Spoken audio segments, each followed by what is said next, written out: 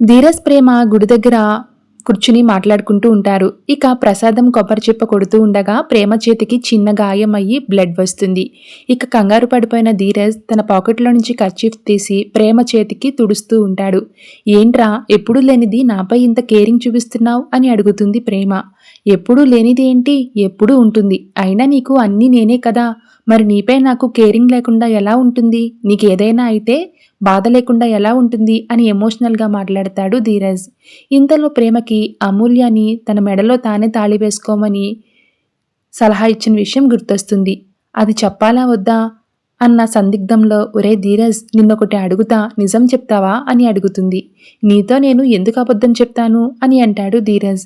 Life long నువ్వు నాపై ఇలాగే కేరింగ్ చూపిస్తావా, నన్ను ఎప్పుడు ఇలాగే చూసుకుంటావా,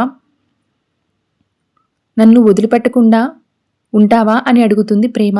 ఆ మాటతో ధీరజ్ ఒక్కసారి చేయి పట్టుకుంటే ప్రాణం పోయినప్పుడే మళ్ళీ వదిలిపెట్టేది అని అంటూ ఉంటాడు. ఒకవేళ ఏదైనా విషయంలో నాపై నీకు కోపం వచ్చి మన మధ్య మనస్పర్ధలు ఏర్పడితే అని అడుగుతుంది ప్రేమ.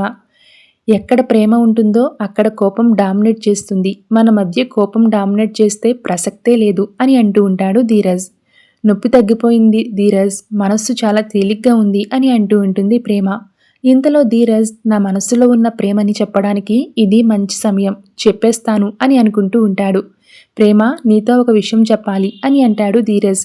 ఏంట్రో ఏదో చెప్పాలని అడుగుతున్నావు, ఏంటి ఆ స్పెషల్ విషయం అని అడుగుతుంది ప్రేమ.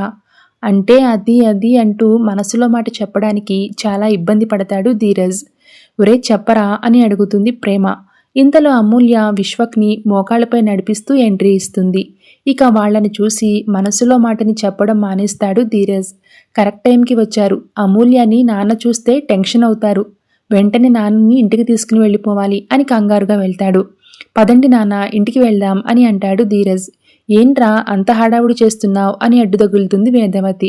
పూజ అయిపోయింది కదమ్మా అని అనేసరికి సరే పద అని గుడి నుంచి బయలుదేరుతారు. ఇంతలో శ్రీవల్లి పొర్లుదండాలు పెట్టుకుంటూ దొర్లుకుంటూ వచ్చి రామరాజు వేదవతికి తగులుతుంది. భాగ్యం ఇడ్లీలను చూసి మీరంతా ఇలా వచ్చారేంటి, ఈ పొర్లుదండాలు ఏంటి, ఏం మొక్కుకున్నావు అని అంటారు రామరాజు వేదవతి. చేసిన పాపాలకు భయపడి అని అంటుంది నర్మద. అంటే మీరు ప్రాణాలతో బయటపడ్డారు కదా, అందుకే ఈ పొర్లుదండాలకు మొక్కుకున్నాం అని కవర్ చేసేస్తారు శ్రీవల్లి భాగ్యం.